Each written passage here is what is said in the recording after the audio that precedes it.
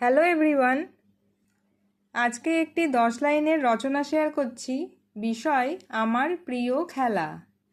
খেলাধুলা করলে শরীর ও মন ভালো থাকে। আমার প্রিয় খেলা হলো ফুটবল।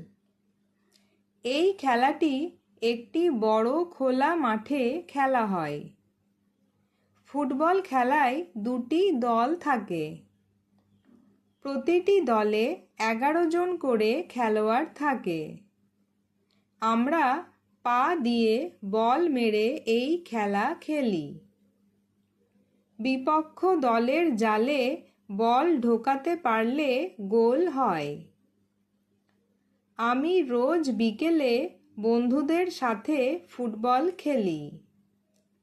এই খেলা আমাদের মধ্যে একতা এবং শৃঙ্খলা বৃদ্ধি করে। আমি ফুটবল খেলতে খুব ভালোবাসি।